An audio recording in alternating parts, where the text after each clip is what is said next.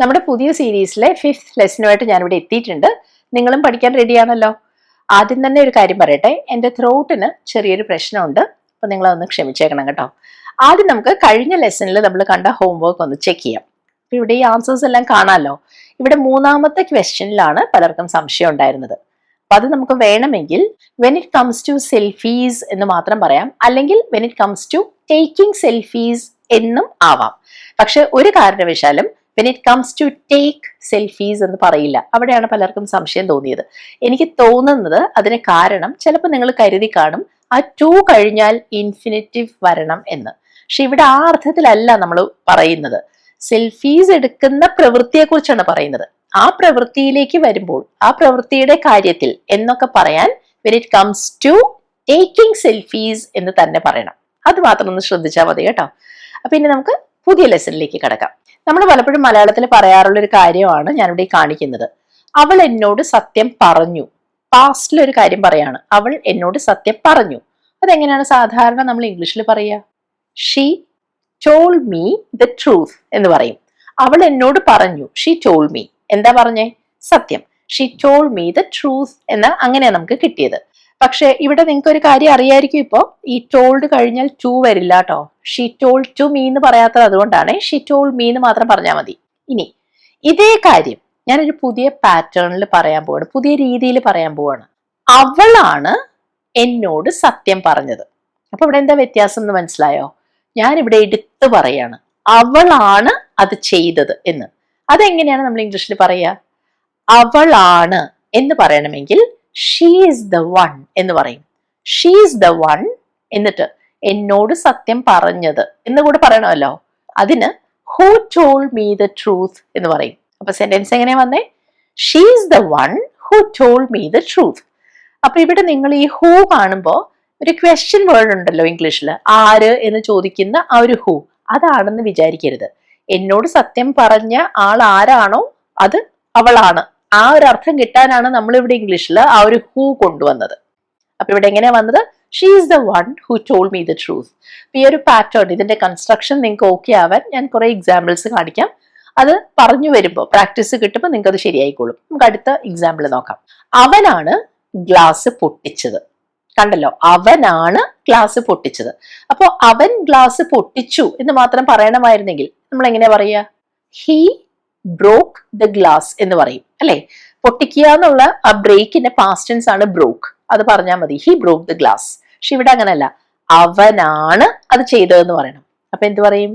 He is the one who broke the glass. മനസ്സിലായോ? He is the one എന്ന് പറഞ്ഞു. അപ്പൊ ഇവിടെ മനസ്സിലാക്കണം, ഷീ ഹീ എന്നൊക്കെ പറയുമ്പോൾ ഒരാളേ ഉള്ളൂ. അതുകൊണ്ടാണ് വൺ എന്ന് പറഞ്ഞത്. He is the one who broke the glass. അടുത്തത് നോക്കൂ. അവളാണ് തെറ്റു വരുത്തിയത്. ഇവിടെയും ഷീ വെച്ചാണ് തുടങ്ങുക, അവൾ. അപ്പൊ ഒരാളല്ലേ ഉള്ളൂ. എന്ത് പറയും? She is the one who made the mistake. She is the one who made the mistake. തെറ്റു വരുത്തുക എന്നുള്ളതിന് ടു മേക്ക് എ മിസ്റ്റേക്ക് എന്ന് പറയാം. അപ്പൊ ഇവിടെ മെയ്ഡ് പാസ്റ്റ് ടെൻസ് പറയണമല്ലോ, വരുത്തിയത്. She is the one who made the mistake. അപ്പൊ ഇതോ, നീ ആദ്യം വന്നു എന്നാണ് പറയേണ്ടിയിരുന്നതെങ്കിൽ നമ്മൾ എന്ത് പറയും ഇംഗ്ലീഷില്? യു കെയിം ഫസ്റ്റ് എന്ന് പറയും അല്ലെ. നീ ആദ്യം വന്നു, വെറുതെ പാസ്റ്റ് ടെൻസ് ഉപയോഗിച്ച് പറയുക, യു കെയിം ഫസ്റ്റ്. പക്ഷെ നീയാണ് ആദ്യം വന്നത്, അതെങ്ങനെ പറയും? അവിടെ ശ്രദ്ധിക്കണം, U are the one, U are the one who came first എന്ന് പറയും. യു ആയതുകൊണ്ട് ഇസ് പറയാൻ പറ്റില്ല, യു ആർ തന്നെ പറയണം. എങ്കിലും യു എന്ന് പറഞ്ഞ് നമ്മൾ ഈ പറയുന്നത് മുൻപിൽ നിൽക്കുന്ന ഒരാളോടാണെങ്കിൽ, നിങ്ങൾ എന്ന് പറഞ്ഞ ഒരാളോട് പറയുകയാണെങ്കിൽ അവിടെ യു ആർ ദ വൺ തന്നെ പറഞ്ഞാൽ മതി. U are the one, he is the one, she is the one. പക്ഷെ യു വന്നതുകൊണ്ട് U are the one, U are the one who came first. ഇനി ഇതൊന്ന് പറഞ്ഞു നോക്കൂ. നിങ്ങളാണ് തർക്കം തുടങ്ങിയത്. തർക്കിക്കാൻ തുടങ്ങിയത് നിങ്ങളാണെന്ന് അവിടെ നമ്മൾ ഒരാളോട് പറയുകയാണെന്ന് നിങ്ങളൊന്ന് സങ്കല്പിച്ചു നോക്കൂ. അപ്പൊ നിങ്ങൾ എന്ത് പറയും? U are the one who started the argument. തർക്കം എന്നുള്ളതിന് നമുക്ക് ആർഗ്യുമെന്റ് എന്നല്ലേ പറയാം. അപ്പോ U are the one who started the argument. അപ്പൊ ഇവിടെ മനസ്സിലായോ? ഒരാളോട് പറയുന്നതുകൊണ്ട് യു ആർ ദ വൺ എന്നാണ് പറഞ്ഞത്. ഇനി ഇങ്ങനെ ഒന്ന് ഇമാജിൻ ചെയ്ത് നോക്കൂ. നമ്മുടെ മുമ്പിൽ ഒരാളല്ല, 2-3 പേരുണ്ട്. അവരോട് നമ്മൾ പറയാണ് നിങ്ങളാണ് എന്നെ ഏറ്റവും കൂടുതൽ സഹായിച്ചത് എന്ന്. അപ്പൊ ഇവിടെ നമ്മൾ നിങ്ങൾ എന്ന് തന്നെ പറയുന്നത്. മലയാളത്തിലും അങ്ങനെയല്ലേ, ഒരാളോടാണെങ്കിലും നിങ്ങൾ എന്ന് പറയും, ഒരുപാട് പേരോടാണെങ്കിലും നിങ്ങൾ എന്ന് തന്നെ പറയും. ഇത് തന്നെയാണ് ഇംഗ്ലീഷിലും. യു എന്ന് പറയുന്നത് ഒരാളാവാം, ഒരുപാട് പേരാവാം. അപ്പൊ ഇവിടെ ആ ഒരു കോണ്ടെക്സ്റ്റ് നിങ്ങൾക്ക് മനസ്സിലായോ? ഒരുപാട് പേര് നമ്മുടെ മുമ്പിൽ നിൽക്കുന്നുണ്ടെന്ന്. അപ്പൊ നമ്മൾ എന്ത് പറയും? യു ആർ ദ വൺസ് എന്ന് പറയും. ആ വണ്ണിന്റെ പ്ലൂറൽ ആക്കണം, വൺസ്. എന്നിട്ട് എന്താ പറയാ? You are the ones who help me the most. എന്നെ ഏറ്റവും അധികം സഹായിച്ചിട്ടുള്ളത് നിങ്ങളാണ്. കുറച്ചു പേരോടാണ് you are the ones who help me the most. അപ്പൊ ആ ഒരു വ്യത്യാസം മനസ്സിലായോ? ഈ യു എന്ന് പറയുമ്പോ എത്ര പേര് നമ്മുടെ മുമ്പിൽ നിൽക്കുന്നു എന്നുള്ളതിനനുസരിച്ചിരിക്കും. ഒരാളോടാണ് നിങ്ങൾ ഈ യു എന്ന് പറയുന്നതെങ്കിൽ യു ആർ ദ വൺ എന്ന് പറഞ്ഞാൽ മതി. ഒന്നിലധികം പേരുണ്ടെങ്കിൽ യു ആർ ദ വൺസ് എന്നാണ് പറയുക. അപ്പൊ ഇനി അവരെ കുറിച്ചാണ് പറയുന്നതെന്ന് ഇരിക്കട്ടെ. അവരാണ് എപ്പോഴും വൈകി വരുന്നത്. അപ്പൊ ഇവിടെ നമ്മൾ സ്ഥിരമായിട്ട് ചെയ്യുന്ന ഒരു കാര്യത്തെ കുറിച്ച് പറയാട്ടോ. ഇവിടെ നമ്മൾ പ്രസന്റ് ടെൻസ് ആണ് ഉപയോഗിക്കുന്നത്. അപ്പൊ അവരെന്ന് പറഞ്ഞുകൊണ്ട് ദേ എന്ന് പറയണമല്ലോ. ദേ എന്ന് പറയുമ്പോൾ ക്ലിയർ ആണല്ലോ, ഒന്നിൽ കൂടുതൽ പേരുണ്ട്. അവർ എന്താ പറയാ? They are the ones. കണ്ടോ? ദേ ആർ ദ വൺസ് എന്നാ പറഞ്ഞേ. Who always come late. എപ്പോഴും വൈകി വരാറുള്ളത് അവരാണ്. They are the ones who always come late. അപ്പൊ ഇവിടെ ഒന്നിലധികം പേരുള്ളത് കൊണ്ടാണ് ഹു ഓൾവേസ് കംസ് എന്ന് പറയാത്തത്. ഹു ഓൾവേസ് കം ലേറ്റ് എന്നേ പറഞ്ഞുള്ളൂ നമ്മള്. അപ്പൊ ഈ ഒരു പാറ്റേൺ നിങ്ങൾ മനസ്സിലായല്ലോ. ഒരാളാണെങ്കിൽ ഹി, ഷീ ഒക്കെ ആണെങ്കിൽ she is the one, he is the one എന്ന് പറയും. ഇനി യു, ദേ ഒക്കെ ആണെങ്കിൽ ഒന്നിലധികം പേരെ കുറിച്ചാണ് പറയുന്നതെങ്കിൽ യു ഉപയോഗിച്ചിട്ട് അവിടെ വൺസ് എന്ന് പറയും. ഇനി നമുക്ക് പലപ്പോഴും കോൺവെർസേഷൻസിൽ ആവശ്യം വരുന്ന ഒരു പാറ്റേൺ ആണ് നമ്മൾ നോക്കുന്നത്. കേൾക്കുമ്പോൾ വളരെ ഈസി ആണെന്ന് തോന്നും, പക്ഷെ ഇത് പറയേണ്ടി വരുമ്പോൾ ചിലപ്പോൾ ഒരു സംശയം പലർക്കും ഉണ്ടാവാറുണ്ട്. അത് ഞാൻ സിമ്പിൾ ആയിട്ടുള്ള ഒരു കാര്യം പറയാം. മലയാളത്തിൽ ഞാൻ പറയാണ്, അയാൾ ചോദിക്കുകയാണെങ്കിൽ ഞാൻ പറയും. അതായത് ഇവിടെ ഉദ്ദേശിക്കുന്നത് അയാൾ എന്നോട് ചോദിക്കുകയാണെങ്കിൽ ഞാൻ പറയുന്നതാണേ. അപ്പൊ ഇവിടെ എങ്ങനെ പറയാ? അയാൾ ചോദിക്കുകയാണെങ്കിൽ എന്നോട്, if he asks me, comma, അപ്പൊ അത് കഴിഞ്ഞു, ഞാൻ പറയും എന്നാണ് പറയേണ്ടത്. ഐ വിൽ ടെൽ ഹിം എന്നാ വന്നേ. നിങ്ങൾ ആ സെന്റൻസ് ഒന്ന് നോക്കൂ, അതിന്റെ രണ്ട് ഭാഗവും നോക്കൂ. If he asks me I will tell him. എവിടെയാണ് വിൽ വന്നതെന്ന് നിങ്ങൾ നോക്കണം. ഇഫിന്റെ കൂടെ അല്ല വിൽ വന്നത്. ഐഫ് വരുന്ന ഭാഗത്ത് വിൽ ഇല്ല. അവിടെ നമ്മൾ സിമ്പിൾ പ്രസന്റ് ടെൻസ് ആണ് ഉപയോഗിച്ചത്. If he asks me I will tell him. അപ്പൊ ആ ഇഫ് അല്ലാത്ത ഒരു പാർട്ട് ഉണ്ടല്ലോ, ഇഫ് വരാത്തൊരു ഭാഗം, അവിടെയാണ് നമ്മൾ വിൽ കൊണ്ടുവരുന്നത്. അതെപ്പോഴും ഓർക്കണം. പലരും ചെയ്യുന്നത് രണ്ട് സ്ഥലത്തും വിൽ ഇടും. If he will ask me I will tell him എന്ന് പറഞ്ഞാൽ അത് തെറ്റാണ്. If he asks me I will tell him എന്ന് മാത്രം പറഞ്ഞാൽ മതി. ഇനി ഇതിന്റെ നെഗറ്റീവ് നമ്മൾ എങ്ങനെയാണ് പറയുന്നത്? അയാൾ എന്നോട് ചോദിക്കുന്നില്ലെങ്കിൽ ഞാൻ പറയില്ല. അതെങ്ങനെ പറയും? അയാൾ എന്നോട് ചോദിക്കുന്നില്ലെങ്കിൽ അവിടെ നമ്മൾ പറയാ if he doesn't ask me I won't tell him. എങ്ങനെയാ നെഗറ്റീവ് ആക്കിയത് നോക്കിയേ. ആദ്യം ഇഫ് ഹി ആസ്ക് മീ എന്ന് കണ്ടില്ലേ, അതിന്റെ നെഗറ്റീവ് ആണ് വരുന്നത്. If he doesn't ask me, കാരണം ആദ്യത്തെ സെന്റൻസിൽ ആസ്ക്സ് വന്നിട്ടുണ്ട് അല്ലെ, അതിന്റെ നെഗറ്റീവ് ആക്കാൻ ഡസന്റ് ആസ്ക് എന്ന് പറയണം. If he doesn't ask me, എന്നിട്ട് എന്താ പറഞ്ഞത്? I will not tell him. ആദ്യത്തെ സെന്റൻസിൽ ഐ വിൽ ടെൽ ഹിം കണ്ടില്ലേ, അതിന്റെ നെഗറ്റീവ് വരണം. I will not tell him. I will not ആണ് നമ്മൾ ചുരുക്കി വോണ്ട് എന്ന് പറയുന്നത്. അപ്പൊ മനസ്സിലായോ? If he doesn't ask me I won't tell him. ഇങ്ങനെയാണ് നമ്മൾ അത് നെഗറ്റീവ് ആക്കി പറയുന്നത്. ഇതുപോലെയുള്ള 2-3 സെന്റൻസസ് കൂടെ ഞാൻ തരാം, എന്നിട്ടാണ് നമുക്ക് ഇന്ന് കാണേണ്ട പാറ്റേണിലേക്ക് നമ്മൾ വരുന്നത്. എനിക്കിനി പറയേണ്ടത്, മുറി ക്ലീൻ ആണെങ്കിൽ ഞങ്ങൾ അവിടെ തങ്ങും, ഞങ്ങൾ അവിടെ സ്റ്റേ ചെയ്യും എന്നാണ്. അപ്പൊ എന്താണ് കണ്ടീഷൻ? മുറി ക്ലീൻ ആണെങ്കിൽ അവിടെ നമ്മൾ എന്ത് പറയും? If the room is clean, if the room is clean we will stay there. ഞങ്ങൾ അവിടെ തങ്ങും, വി വിൽ സ്റ്റേ there എന്നാണ് പറയുന്നത്. If the room is clean, clean ആണെങ്കിൽ, അതിനാണ് ഇസ് വന്നത് കേട്ടോ. ഇനി മുറി ക്ലീൻ അല്ലെങ്കിൽ ഞങ്ങൾ അവിടെ തങ്ങില്ല. അവിടെ എന്ത് പറയും? If the room isn't clean we won't stay there. ഇവിടെ isn't ആണ് വന്നത്. കാരണം എന്താണ്? ആദ്യത്തെ സെന്റൻസിൽ എന്താ വേർബ് എന്ന് നിങ്ങൾ കണ്ടോ? If the room is clean. അപ്പൊ ഇസിന്റെ നെഗറ്റീവ് ആക്കാൻ isn't എന്ന് പറഞ്ഞാൽ മതി. അതുകൊണ്ടാണ് നമ്മൾ പറഞ്ഞത് if the room isn't clean we won't stay there. we will stay there ന്റെ negative we won't, we will not stay there എന്നാണ് നമ്മൾ പറയുന്നത്. പക്ഷെ ഇവിടെ നിങ്ങളൊരു കാര്യം മനസ്സിലാക്കണം കേട്ടോ. എപ്പോഴും ഇങ്ങനെ ഇഫ് വരുന്ന ആ ഭാഗം തന്നെ ആദ്യം വരണം എന്നില്ല, അത് രണ്ടാമതായിട്ടും സെന്റൻസിൽ വരാം. അപ്പൊ അതിനുള്ള ഒരു എക്സാമ്പിളാണ് ഞാൻ പറയുന്നത്. മലയാളത്തിൽ ഞാൻ പറയുന്നത്, അവര് നമ്മുടെ കൂടെ ചേരുകയാണെങ്കിൽ, നമ്മുടെ കൂടെ ജോയിൻ ചെയ്താൽ ഞങ്ങള് വളരെ ഹാപ്പി ആയിരിക്കും, ഇതാണ് പറയേണ്ടത്. അപ്പൊ ഇവിടെ ഞാൻ പറയുന്നത് we will be happy if they join us. കണ്ടോ, ഇഫ് വെച്ചല്ല ഞാൻ സെന്റൻസ് തുടങ്ങിയത്, മറ്റേ പാർട്ട് വെച്ചാ തുടങ്ങിയത്. We will be happy if they join us എന്നാ ഞാൻ പറഞ്ഞത്. ഇനി ഇതെങ്ങനെ നമ്മൾ നെഗറ്റീവ് ആക്കും? വി വിൽ ബി ഹാപ്പി എന്നുള്ളത് നെഗറ്റീവ് ആക്കണം. We won't be happy if they join എന്നുള്ളത് ഇനി നെഗറ്റീവ് ആക്കണം. If they don't join us എന്നാ പറയാ. We won't be happy if they don't join us. പിന്നെ ഇവിടെ വേണമെങ്കിൽ ഞങ്ങൾ ഹാപ്പി ആകില്ല എന്നുള്ളതിന് പകരം ഞങ്ങള് സാഡ് ആകുന്നോ, ഞങ്ങൾ അപ്സെറ്റ് ആകുന്നോ, അങ്ങനെയും പറയാലോ. അപ്പൊ ഇവിടെ വേണമെങ്കിൽ വി വിൽ ബി അപ്സെറ്റ് എന്നും പറയാം. അത് നെഗറ്റീവ് ആക്കുമ്പോ ആ വാക്ക് തന്നെ നമുക്ക് ഓപ്പോസിറ്റ് ആയിട്ട് കൊണ്ടുവരാം. ഹാപ്പി എന്നുള്ളതിന് പകരം നമ്മൾ അപ്സെറ്റ് എന്ന് പറഞ്ഞു. അതുകൊണ്ടാണ് അവിടെ വി വോണ്ട് ബി എന്ന് പറയാത്തത്. വി വിൽ ബി അപ്സെറ്റ് എന്ന് പറഞ്ഞാൽ പോരെ. അവിടെ അർത്ഥത്തിൽ നമ്മൾ ഓപ്പോസിറ്റ് കൊണ്ടുവന്നുകൊണ്ട് കേട്ടോ. ഇനി ഞാൻ പറയുന്ന കോണ്ടെക്സ്റ്റിൽ നിങ്ങളൊന്ന് ശ്രദ്ധിക്കൂ കേട്ടോ. ഇപ്പൊ നമ്മൾ എന്തെങ്കിലും ഒന്ന് വാങ്ങാൻ പോവാന്നിരിക്കട്ടെ. അപ്പൊ അവിടെ സെയിൽ നടക്കുകയാണെങ്കിൽ നമ്മൾ നോക്കില്ലേ, ഇതും സെയിലിൽ പെട്ടിട്ടുണ്ടോ, അങ്ങനെ ഉണ്ടെങ്കിൽ നമ്മളത് വാങ്ങും എന്നൊക്കെ നമ്മൾ പറയില്ലേ. അപ്പൊ അതാ ഞാൻ പറയുന്നത്, ഇത് സെയിലിൽ പെട്ടിട്ടുണ്ടെങ്കിൽ ഞാനത് വാങ്ങും എന്നാ പറയുന്നത്. അപ്പൊ അതെങ്ങനെ പറയും? If it is on sale I will buy it. If it is on sale I will buy it. അതായത് ഡിസ്കൗണ്ടഡ് പ്രൈസിലാണ് ഇത് കിട്ടുന്നതെങ്കിൽ ഞാനത് വാങ്ങും. കണ്ടല്ലോ, ഇതെങ്ങനെ നമ്മൾ നെഗറ്റീവ് ആക്കും?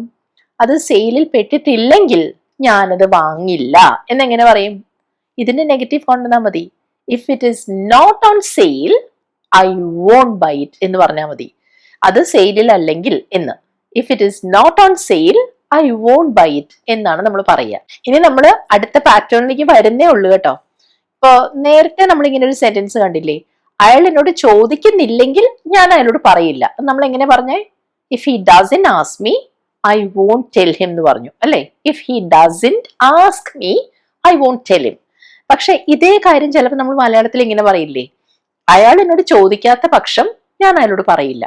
ഒരേ കാര്യമാണ്, കുറച്ച് വ്യത്യാസപ്പെടുത്തി പറഞ്ഞു എന്ന് മാത്രമേ ഉള്ളൂ. അതുപോലെ തന്നെ ഇംഗ്ലീഷിലും നമുക്കിത് വേറൊരു രീതിയിൽ പറയാം. If he doesn't ask me എന്ന് കണ്ടില്ലേ, അവിടെ നമ്മളൊരു ചെറിയ വ്യത്യാസം കൊണ്ടുവരികയാണ്. നമ്മൾ പറയാണ് അൺലെസ് ഹി ആസ്ക്സ് മീ. വ്യത്യാസം കണ്ടോ? ഇഫ് ഡസന്റ് ഒക്കെ പോയി. Unless he asks me I won't tell him. അതായത് ചോദിക്കാത്ത പക്ഷം ഞാൻ പറയില്ല. Unless he asks me I won't tell him. അപ്പൊ അവിടെ ഡസന്റ് പോയത് കൊണ്ട് അൺലെസ് കഴിഞ്ഞിട്ട് എന്താ വന്നേന്ന് നോക്കിയേ, അൺലെസ് ഹി ആസ്ക്സ്. അവിടെ എസ് വരണം, കാരണം ഡസന്റ് ഇല്ലല്ലോ. അതുകൊണ്ടാണ് തിരിച്ച് ആസ്കിന്റെ കൂടെ എസ് നമ്മൾ ആഡ് ചെയ്തത്. അത് മാത്രം ഒന്ന് ശ്രദ്ധിച്ചാൽ മതി. ഇനി ഇതെങ്ങനെ പറയും? ധൃതി കൂട്ടിയില്ലെങ്കിൽ നീ വൈകും. അതായത് കാര്യങ്ങൾ വേഗം ചെയ്തില്ലെങ്കിൽ നീ വൈകും എന്നാ പറയുന്നേ. അതെങ്ങനെ നമ്മൾ ഇംഗ്ലീഷിൽ പറയാ? ഇഫ് ചേർത്തിട്ട്. If you don't hurry you will be late എന്ന് പറയും. ഇവിടെ ഹറി എന്ന് പറയുന്ന ഒരു വേർബായിട്ടാണ് ഉപയോഗിച്ചത്. മനസ്സിലായോ? ധൃതി കൂട്ടുക, വേഗം കാര്യങ്ങൾ നീക്കുക, അതിനാണ് ഹറി എന്ന് പറഞ്ഞത്. അപ്പൊ if you don't hurry, you ആയതുകൊണ്ട് ഡസന്റ് അല്ല ഡോണ്ട് വന്നു. If you don't hurry you will be late എന്നാ പറഞ്ഞേ. ഇവിടെ ഇഫ് മാറ്റിയിട്ട് നമ്മൾ അൺലെസ് എങ്ങനെ കൊണ്ടുവരും? Unless you hurry you will be late. അവിടെ ഒരു കാര്യം കണ്ടോ നിങ്ങൾ? ഡോണ്ട് ആണ്, ഡസന്റ് ഇല്ല അല്ലേ? എന്നിട്ട് ആദ്യത്തെ സെന്റൻസിൽ ഇഫ് യു ഡോണ്ട് ഹറി എന്നല്ലേ പറഞ്ഞു, അവിടെ ഹറീസ് ഇല്ലല്ലോ. അതേപോലെ അൺലെസ് കഴിഞ്ഞിട്ടും ഹറീസ് വേണ്ട. Unless you hurry you will be late എന്ന് പറഞ്ഞാൽ മതി. ഇത് നമ്മൾ ആദ്യം കണ്ടൊരു സെന്റൻസ് ആണ്. We won't be happy if they don't join us. അവർ നമ്മുടെ കൂടെ ജോയിൻ ചെയ്യുന്നില്ലെങ്കിൽ നമ്മൾ ഹാപ്പി ആവില്ല. We won't be happy if they don't join us എന്നല്ലേ പറഞ്ഞേ. ആ ഇഫ് മാറ്റിയിട്ട് അൺലെസ് കൊണ്ടുവരണം. എന്ത് പറയും? We won't be happy unless they join us. കണ്ടോ? ഇവിടെ നമ്മൾ ആദ്യത്തെ സെന്റൻസിൽ കണ്ടത് ഇഫ് ദേ ഡോണ്ട് ജോയിൻ ആണ്. ഇഫ് ദേ ഡസന്റ് അല്ല, ഇഫ് ദേ ഡോണ്ട് ജോയിൻ. അപ്പോ അൺലെസ് വന്നപ്പോ എന്ത് പറഞ്ഞു? Unless they join. ആദ്യത്തെ സെന്റൻസിൽ എന്താണോ വേർബ് എങ്ങനെ വന്നോ അതുപോലെ ഇവിടെ കൊണ്ടുവരിക. ഡസന്റ് ഇല്ല, അവിടെ ഡോണ്ട് ആണ്. ഡോണ്ട് ജോയിൻ എന്നാണ് പറഞ്ഞത്. അപ്പൊ ഇവിടെ unless they join we won't be happy. ഇനി ഇതും നിങ്ങളൊന്ന് ട്രൈ ചെയ്യൂ. If it is not on sale I won't buy it. ഇവിടെ ഇഫ് വെച്ചിട്ടാണ് സെന്റൻസ് തുടങ്ങിയത്. ആ ഇഫ് മാറ്റിയിട്ട് അൺലെസ് എങ്ങനെ കൊണ്ടുവരും നോക്കൂ. Unless it is on sale I won't buy it. അപ്പൊ ഇവിടെ നോക്കിയ ആദ്യത്തെ സെന്റൻസിൽ if it is not on sale, is ആണ് വേർബ് വന്നത് അല്ലെ, ഇസ് നോട്ട് എന്ന് വന്നിട്ടുണ്ട്. അപ്പൊ അൺലെസ് വരുമ്പോ നെഗറ്റീവ് മാറ്റണമല്ലോ. എന്ത് പറയും? Unless it is on sale we won't buy it, അല്ലെങ്കിൽ ഐ വോണ്ട് ബൈ ഇറ്റ്. മനസ്സിലായോ? Unless it is on sale. അപ്പൊ അതിന് മനസ്സിലാക്കേണ്ടത് അൺലെസ് വന്നു കഴിഞ്ഞാൽ നമ്മൾ നെഗറ്റീവ് പറയില്ല.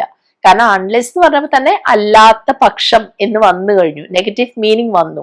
അതുകൊണ്ടാണ് പിന്നെ വേറൊരു ഡോണ്ട് അല്ലെങ്കിൽ ഡസിന്റ് അല്ലെങ്കിൽ ഇസിന്റ് ഒക്കെ നമ്മൾ പറയാത്തത്. പിന്നെ നെഗറ്റീവ് ആ വേർബിന്റെ കൂടെ ചേർക്കണ്ട. ഇനി നമുക്ക് അടുത്ത പാറ്റേൺ നോക്കാം.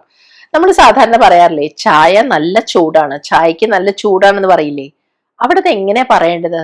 The tea is very hot എന്നാണോ, the tea is so hot എന്നാണോ, the tea is too hot എന്നാണോ പറയേണ്ടത്? ഇവിടെ ശരിക്കും പറഞ്ഞാൽ നമുക്ക് വെറുതെ പറയേണ്ടത് ചായക്ക് നല്ല ചൂടാണ് എന്നാണെങ്കിൽ ടീ ഈസ് വെരി ഹോട്ട് എന്ന് പറഞ്ഞാൽ മതി. സോ ഹോട്ടും ടു ഹോട്ടും നമ്മൾ കുറച്ച് ഡിഫറെന്റ് ആയിട്ടുള്ള മീനിങ്ങിലാണ് ഉപയോഗിക്കുക. അതെങ്ങനെയെന്നാണ് നമ്മൾ ഇനി നോക്കുന്നത്. ഇപ്പൊ എനിക്ക് ഇങ്ങനെ പറയണമെന്നിരിക്കട്ടെ, ചായക്ക് അത്ര ചൂടായതുകൊണ്ട് എനിക്കത് കുടിക്കാൻ പറ്റുന്നില്ല.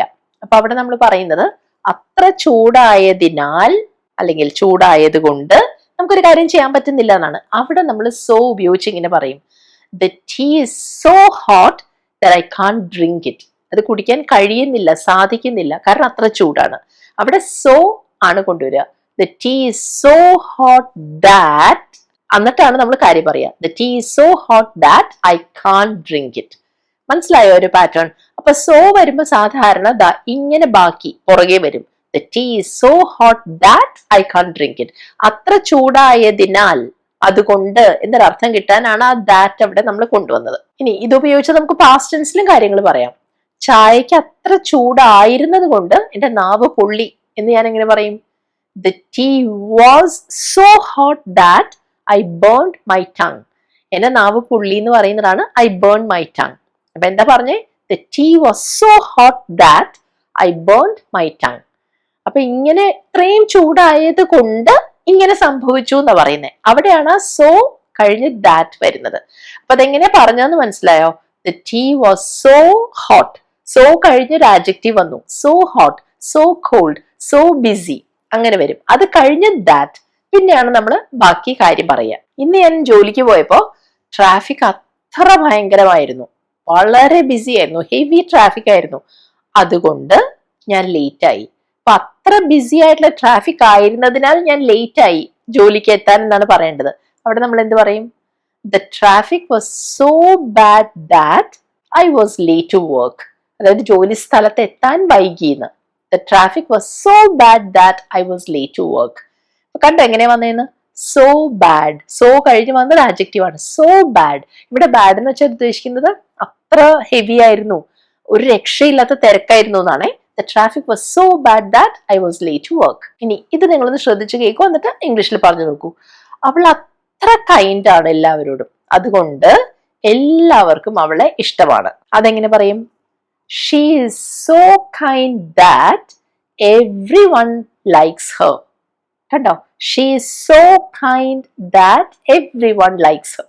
അപ്പൊ she is so കഴിഞ്ഞിട്ട് kind, ദയുള്ളവൾ, ദയുള്ള ആ ഒരു അവസ്ഥയ്ക്കാ പറയുന്നത്. ആഡ്ജക്റ്റീവ് ആണ് kind. She is so kind that every one loves Har, അല്ലെങ്കിൽ എവ്രി വൺ ലൈക്സ് ഹർ. അടുത്ത് നോക്കൂ, ശ്രദ്ധിക്കൂ നിങ്ങൾ.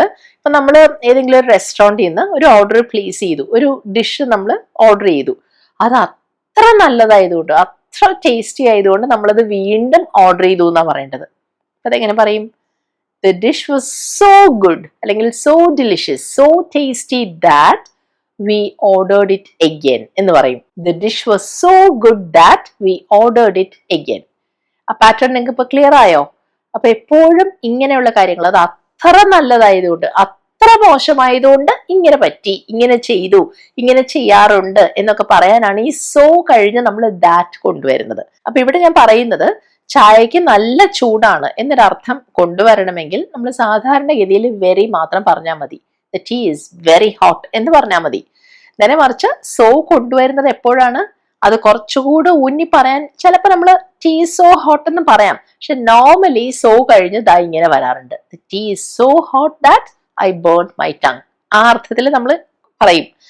ഇനി ടു കൊണ്ടുവരുന്നത് എപ്പോഴാണെന്ന് നോക്കാം. ഒരു കാരണവശാലും ചൂടാണ്, നല്ല ചൂടാണ് എന്ന് വെറുതെ പറയാൻ ടു നമ്മൾ ഉപയോഗിക്കില്ല.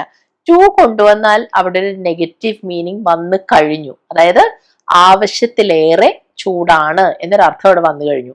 അതായത് നല്ല ചൂടാണ്, അതൊരു പ്ലസ് പോയിന്റ് ആയിട്ടല്ല നമ്മൾ പറയുന്നത്, ഒരു നെഗറ്റീവ് ആണ് പറയുന്നത്. വേണ്ടതില്ല, അധികം ചൂടുണ്ടായിരുന്നു, അത്രയും ചൂട് വേണ്ടായിരുന്നു എന്നൊരർത്ഥത്തിലാണ് നമ്മൾ ടു കൊണ്ടുവരുന്നത്. അപ്പൊ അതെങ്ങനെ യൂസ് ചെയ്യുന്നതെന്ന് നോക്കാം. എനിക്ക് പറയണം, ചായക്ക് കുടിക്കാൻ പറ്റാത്തത്ര ചൂടാണ്. അപ്പൊ ചായക്ക് അവിടെ ചൂട് ഒരു നല്ല കാര്യമായിട്ടല്ല നമ്മൾ പറയുന്നത്. ഇത്ര ചൂടായതുകൊണ്ട് കുടിക്കാൻ പറ്റുന്നില്ല എന്നാണ് നമുക്ക് അവിടെ എടുത്ത് പറയേണ്ടത്. എന്ത് പറയും? The tea is too hot to drink. ഈ ഒരു പാറ്റേൺ ശരിക്കും പറഞ്ഞാൽ പഠിക്കാൻ എളുപ്പമാണ്. ഇങ്ങനെയാണത് വരിക. The tea is too hot to drink. ഇവിടെ എങ്ങനെ വന്നേന്ന് കണ്ടോ? ടു കഴിഞ്ഞിട്ട് ഹോട്ട് ആഡ്ജക്റ്റീവ് വന്നു, അത് കഴിഞ്ഞ് to plus verb. Too hot to drink, too cold to swim. അതായത് നീന്താൻ പോകാൻ പറ്റാത്തത്ര തണുപ്പാണെന്ന് പറയണമെങ്കിൽ it is too cold to swim. Too കഴിഞ്ഞിട്ട് കോൾഡ് വരും, അത് കഴിഞ്ഞ് ടു സ്വിം. അങ്ങനെയാണ് ഇത് വരിക. കൂടുതൽ എക്സാമ്പിൾസ് ഞാൻ കാണിക്കാം. ഞാൻ ഡ്രൈവ് ചെയ്യാൻ പറ്റാത്തത്ര ടയർഡാണ്, അത്ര ക്ഷീണമാണ് എനിക്ക് എന്നാ പറയണ്ടേ. എന്ത് പറയും? I M too tired to drive. അപ്പോ ഇവിടെ ഈ ക്ഷീണം എന്ന് പറയുന്നത് ഒരു അത്ര ക്ഷീണമായതുകൊണ്ട് വേറൊരു കാര്യം എനിക്ക് ചെയ്യാൻ പറ്റുന്നില്ല, അത്ര അധികം ക്ഷീണമാണ്. I M too tired to drive. Too കഴിഞ്ഞെന്താ വന്നേ? ടയർഡ്. ടയർഡ് എന്ന് പറയുന്നത് എന്താണ്? ആഡ്ജക്റ്റീവ് ആണ്. ആ ഇ ഡി കണ്ടിട്ട് അത് വേർബാന്ന് നിങ്ങൾ ഓർക്കരുതേ. ഇവിടെ ടയർഡ് എന്ന് പറയുന്നത് ഒരു ആഡ്ജക്റ്റീവ് ആയിട്ടാണ് ഉപയോഗിക്കുന്നത്, ക്ഷീണമുള്ള അവസ്ഥ. I M too tired to drive. ആ ടു കഴിഞ്ഞിട്ട് ഡ്രൈവ്, അവിടെ ഇൻഫിനിറ്റീവ് ആണ് വന്നത്. ടു കഴിഞ്ഞിട്ട് വേർബിന്റെ ബേസ് ഫോം. മനസ്സിലായോ? അടുത്ത എക്സാമ്പിൾ കാണിക്കാം. നമ്മളിപ്പോ കുട്ടികളെ കുറിച്ച് പറയാണ്. അവർക്ക് തനിയെ വീട്ടിൽ നിൽക്കാൻ പറ്റില്ല, അത്ര ചെറിയ കുട്ടികളാണെന്നാണ് നമുക്ക് പറയേണ്ടതെന്നിരിക്കട്ടെ. അപ്പൊ എന്ത് പറയും? The kids are too young to stay alone. തനിയെ നിൽക്കാൻ പറ്റാത്തത്ര കൊച്ചുകുട്ടികളാണ് അവര്. The kids are too young to stay alone. അപ്പൊ ഇവിടെ കുട്ടികൾ വളരെ ചെറിയ കുട്ടികളാണെന്ന് മാത്രം പറയണമായിരുന്നെങ്കിൽ the kids are very young എന്ന് പറഞ്ഞാൽ മതി. പക്ഷെ ഇവിടെ അങ്ങനെയല്ല, തനിയെ നിൽക്കാൻ പറ്റാത്തത്ര, അങ്ങനെ ഒരു നെഗറ്റീവ് മീനിങ് അവിടെ കൊണ്ടുവരാനുള്ളത് കൊണ്ട് നമ്മൾ പറയും the kids are too young to stay alone. ഇനി അടുത്തത് നോക്കൂ. അവള് സംസാരിക്കാൻ പറ്റാത്തത്ര ബിസി ആണെന്നാണ് നമുക്ക് പറയേണ്ടത്. അപ്പൊ അവളെ കുറിച്ചാണ് പറയുന്നത്. എന്താ പറയാ? She is too busy to talk. അതായത് ഇപ്പൊ സംസാരിക്കാൻ പറ്റില്ല, അത്രയും ബിസിയാണ്. She is too busy to talk. ഇനി അടുത്തൊന്ന് ശ്രദ്ധിക്കട്ടോ. നമ്മളിപ്പോ ഒരു സ്ഥലത്തെ കുറിച്ച് പറയാണ്, അത് നടക്കാൻ പറ്റാത്ത അത്ര ദൂരെയാണ്. അപ്പൊ അവിടെ എന്ത് പറയും? It is too far to walk. It is too far to walk. അത്ര ദൂരെയാണെന്നാ പറയുന്നത്. ഇപ്പൊ ദൂരമുള്ള ഒരു കാര്യം, ആ ഒരു ആഡ്ജക്റ്റീവ് അവിടെ ഫാർ എന്നാണ് വരിക. Too far. എന്തിന്? നടക്കാൻ പറ്റാത്ത അത്ര. It's too far to walk. മനസ്സിലായോ? ടു കഴിഞ്ഞ വാക്ക്, ആ ഒരു ഇൻഫിനിറ്റീവ് വന്നു. ഇനി അടുത്ത നോക്കൂ. ഫോട്ടോ എടുക്കാൻ പറ്റാത്തത്ര ഇരുട്ടാണ്. അപ്പൊ ഇവിടെ നമ്മൾ ഇരുട്ടിനെ കുറിച്ചാണ് പറയുന്നത്. അങ്ങനെ എന്തെങ്കിലും കാര്യങ്ങളെ കുറിച്ച് പറയുമ്പോൾ, അല്ലെങ്കിൽ വെദറിനെ കുറിച്ച് പറയുമ്പോഴൊക്കെ നമ്മൾ അവിടെ ആ ഒരു ഇറ്റ് എന്നുള്ളൊരു വാക്ക് ആദ്യം കൊണ്ടുവരും. അപ്പൊ എന്ത് പറയും? It is too dark to take a photo. അപ്പൊ ഇവിടെ സെന്റൻസിന് ഒരു സബ്ജക്ട് വേണമല്ലോ, ആ സബ്ജക്റ്റ് ആണ് ഇവിടെ നമ്മൾ ഇറ്റ് എന്ന് പറഞ്ഞ് കൊണ്ടുവന്നത്. ഇനി ഞാൻ അടുത്ത പാറ്റേണിലേക്ക് പോവാണ്. അതിനു മുൻപ് നമ്മൾ കഴിഞ്ഞ ക്ലാസ്സിൽ കണ്ട ഒരു ടൈപ്പ് സെന്റൻസ് ആണ് ഞാൻ ഇവിടെ കാണിക്കുന്നത്. നീ വീട്ടിലെത്തുമ്പോൾ ഞങ്ങളോട് പറയൂ. നമ്മൾ എങ്ങനെ പറഞ്ഞത്? Let us know when you get home എന്ന് പറയും അല്ലെ, അല്ലെങ്കിൽ when you reach home എന്ന് പറയും. Let us know. അപ്പൊ ഞങ്ങളെ അറിയിക്കൂ, ഞങ്ങളോട് പറയൂ എന്നൊരർത്ഥം കിട്ടാനാണ് നമ്മൾ ലെറ്റ് us know എന്ന് പറഞ്ഞത്. അന്ന് ഞാൻ പറഞ്ഞു അവിടെ നമ്മൾ ഇങ്ങനെയുള്ള കാര്യങ്ങൾ പറയുമ്പോൾ ലെറ്റ്സ് നോ എന്ന് പറയില്ല എന്ന്. ഓർമ്മയുണ്ടോ? അപ്പൊ ഇവിടെ ഇനി നമ്മൾ നോക്കുന്നത് എപ്പോഴാണ് ലെറ്റ്സ് എന്ന് പറഞ്ഞ് ലെറ്റ് കഴിഞ്ഞ അപ്പോസ്ട്രഫി എസ് ഉപയോഗിച്ച് പറയുന്നത് എന്നാണ്. ഒരു സിമ്പിൾ ആയിട്ടുള്ള സെന്റൻസ് പറയാം. നമ്മൾ ആരോടെങ്കിലും പറയാണ്, വരൂ നമുക്ക് പോകാം, വാ നമുക്ക് പോകാം. അതെങ്ങനെ പറയും? Come on let's go. അവിടെ നമുക്ക് വേണമെങ്കിൽ ലെറ്റ് അസ് ഗോ എന്നും പറയാം. പക്ഷെ ഇവിടെ നമ്മൾ എന്താ ഉദ്ദേശിക്കുന്നത്? ശരിക്കും പറഞ്ഞാല് നമ്മളൊരാളോട് ഒരു കാര്യം സജസ്റ്റ് ചെയ്യാണ് അല്ലെ. അവിടെ നമ്മൾ മാത്രമല്ല, നമ്മളും വേറൊരാളും കൂടെ ചെയ്യുന്ന ഒരു കാര്യത്തെ കുറിച്ചാണ് പറയുന്നത്. വാ നമുക്ക് പോകാം എന്നാ പറയുന്നത്. അവിടെയാണ് ലെറ്റ്സ് ഗോ എന്ന് പറയുന്നത്. അപ്പൊ ഇത് കുറച്ചുകൂടെ ഫോർമലായിട്ട് പറയണമെങ്കിൽ ലെറ്റ്സ് ഗോ എന്ന് പറയാം. പക്ഷെ ഇവിടെ വേണമെങ്കിൽ ഇങ്ങനെ ചേർത്ത് ചുരുക്കി ലെറ്റ്സ് ഗോ എന്ന് പറയാം എന്നാണ് ഞാൻ പറഞ്ഞത്. പക്ഷെ ആദ്യം കണ്ട സെന്റൻസ് ഓർമ്മയുണ്ടോ? Let's no when you get home. അവിടെ ലെറ്റ്സ് നോ എന്ന് പറയില്ല, ഞങ്ങളെ അറിയിക്കൂ എന്നാണ് അവിടെ അർത്ഥം. അല്ലാണ്ട് നമ്മൾ ആരുടെങ്കിലും ഒരു കാര്യം നമ്മൾ ഒരു സജഷൻ ആയിട്ട് പറയുന്നതല്ല. നമുക്ക് പോകാം എന്ന് പറയാൻ ലെറ്റ്സ് ഗോ എന്ന് പറയാം, നമുക്ക് പാടാം എന്ന് പറയാൻ ലെറ്റ്സ് സിങ് എന്ന് പറയാം. മനസ്സിലായോ? ഇത് നോക്കൂ, എന്താണ് സംഭവിക്കുക എന്ന് നമുക്ക് നോക്കാം. Let's see what happens. എന്താണ് സംഭവിക്കുന്നത് എന്ന് നമുക്ക് നോക്കാം. Let's see, let us see ആണ് ഈ ലെറ്റ് സീ. അപ്പൊ ഇവിടെ നമുക്ക് രണ്ട് ഓപ്ഷൻ ഉണ്ട്, ചുരുക്കിയും ചുരുക്കാതെയും പറയാം. ലെറ്റ് സീ വാട്ട് ഹാപ്പൻസ് അല്ലെങ്കിൽ let us see what happens, രണ്ടും ഓക്കെയാണ്. നമുക്ക് മറ്റുള്ളവർക്ക് വേണ്ടി വെയിറ്റ് ചെയ്യാം, മറ്റുള്ളവർക്ക് വേണ്ടി നമുക്കൊന്ന് കാത്തു നിൽക്കാം. എന്ത് പറയും? Let's wait for the others. Let's wait for the others. അവിടെ വേണമെങ്കിൽ let us wait for the others എന്നും പറയാം, പക്ഷെ ഇതും ഓക്കെയാണ്. അങ്ങനെയുള്ള കാര്യങ്ങളെ കുറിച്ച് പറയുമ്പോൾ ആണ് നമ്മൾ ഈ ലെറ്റ്സ് എന്നുള്ളത് പറയുന്നതെന്ന്. അപ്പൊ നിങ്ങൾക്ക് ക്ലിയർ ആയല്ലോ എപ്പോഴാണ് ഈ അപ്പോസ്ട്രഫി വെച്ചിട്ട് ഈ ലെറ്റ്സ് എന്ന് പറയുന്നതെന്ന്. അപ്പൊ ഇതേ കാര്യങ്ങൾ നമ്മൾ എങ്ങനെയാ നെഗറ്റീവായിട്ട് പറയാ? നമുക്ക് തർക്കിക്കാതിരിക്കാം, അവിടെ ഒരു കാര്യം ചെയ്യാതിരിക്കാം എന്നാ പറയുന്നേ. അവിടെ നമ്മൾ പറയും let's not argue. Let us not argue. അവിടെ തർക്കിക്കുക എന്നുള്ളത് ആർഗ്യൂ എന്നല്ല പറയാ, അതിന് മുൻപിൽ നോട്ട് കൊണ്ടുവരണം. Let's not argue. മനസ്സിലായോ? നമുക്ക് പുറത്തു പോകാതിരിക്കാം. Let's not go out. Let's കഴിഞ്ഞിട്ട് നോട്ട് ഗോ ഔട്ട്. നമുക്ക് അതേപ്പറ്റി വിഷമിക്കാതിരിക്കാം, അതേപ്പറ്റി നമുക്ക് വറി ചെയ്യാതിരിക്കാം. Let's not worry about it. Let's not worry about it. അതേപ്പറ്റി ആലോചിച്ച് വിഷമിക്കാതിരിക്കാം. Let's not worry about it. അപ്പൊ എപ്പോഴാണ് ഇങ്ങനെ അപ്പോസ്ട്രോഫീസ് ഇട്ട് പറയുന്നതെന്ന് മനസ്സിലായല്ലോ. നമ്മളും വേറൊരാളും കൂടെ ഒരു കാര്യം ചെയ്യാം അല്ലെങ്കിൽ ചെയ്യാതിരിക്കാം എന്നൊക്കെ പറയാൻ ഒരു കാര്യം സജസ്റ്റ് ചെയ്യേണ്ടി വരുമ്പോൾ നമ്മളിങ്ങനെ ലെറ്റ്സ് എന്ന് അപ്പോസ്ട്രോഫീസ് ഇട്ട് പറയും. ഇനി വേറൊരു അർത്ഥം കൂടി ലെറ്റിന് വരുന്നുണ്ട്. ഒരാളെ ഒരു കാര്യം ചെയ്യാൻ നമുക്ക് അനുവദിക്കാം, അനുവദിക്കൂ എന്നൊക്കെ പറയാൻ നമ്മൾ ഈ ലെറ്റ് ഉപയോഗിക്കും. ഇപ്പൊ ഞാൻ പറയാണ് നീന സംസാരിക്കട്ടെ. എന്നിട്ട് നമ്മൾ എല്ലാവരും കൂടെ സംസാരിക്കുമ്പോൾ നീന എന്തോ സംസാരിച്ചു തുടങ്ങി. അപ്പൊ വേറെ ആരെങ്കിലും അവിടെ സംസാരിക്കാൻ സമ്മതിക്കുന്നില്ലെങ്കിൽ ഞാൻ പറയാണ് നിക്ക്, നീന സംസാരിക്കട്ടെ. അവിടെ എന്ത് പറയും? Let Neena speak.